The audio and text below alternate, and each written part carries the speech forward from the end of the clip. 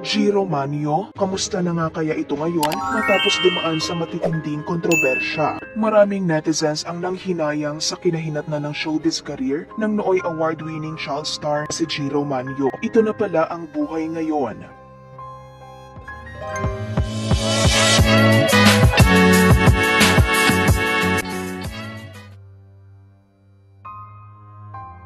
Sa musmos na edad, pinabilib nito ang maraming manonood sa natatanging husay sa aktingan at talaga namang marami ang nagmahal sa mga likha niyang palabas at pelikula gaya ng Magnifico. Pero bumagsak ang karera nito nang magsimulang gumamit ng ipinagbabawal na gamot at masangkot sa kabilaang gulo. Gumawa rin ito ng headlines ng maging isang palaboy at halos nanlimos na lang noon.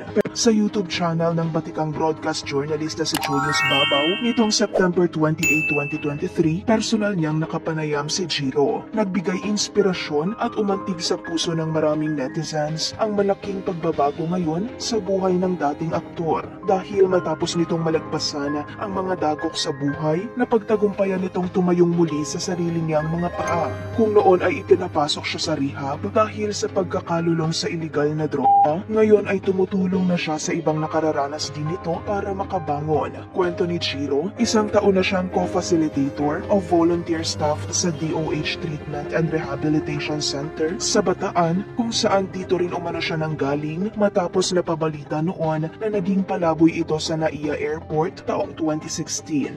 Aniya, nagkaroon ng konting hindi pagkakaintindihan sa bahay namin. Yun po, yung maraming balita po yun na gumagamit ako ulit. Tapos yung epekto ng drugs tumama sa functions ko. Hindi ko maisipan bakit ba ako nandito. Hindi wala Yun ang trip ko. Lumalaban yung epekto ng drugs para pong lason. Yun ang naging epekto sa akin.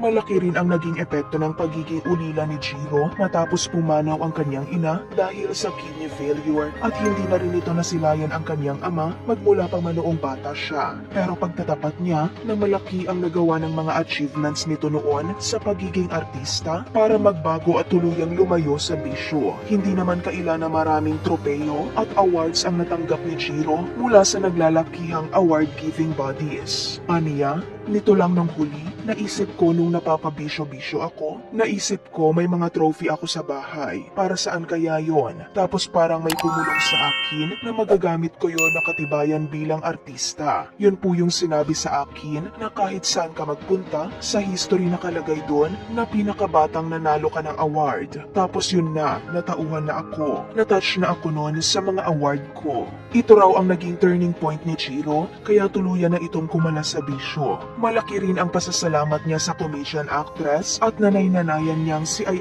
de las Alas dahil ito ang tumulong at naging gabay niya noong nasa madilim na punto siya ng kanyang buhay. Sa kabilang banda, bagamat nakaramdam ng pagkamis sa kanyang pamilya, hindi raw siya makauwi sa kanilang pamamahay dahil sa kanyang seguridad mula sa mga taong nakaaway niya noon. Dahil aniya, kasi baka po huntingin ako or baka po gumawa ng hindi maganda. Yun po yung ikinakatakot ko. Sa huli, nahanap ni Jiro ang kanyang sarili nang mas naging malapit siya sa Diyos. Nangako rin si Jiro na hinding-hindi niya nababalikan ang naging pagkakamali niya noon. Aniya, ngayon po okay na ako ulit. Nakarecover na ako. Hindi na po ako babalik sa bisyo ko. Yun ang pinapangako ko.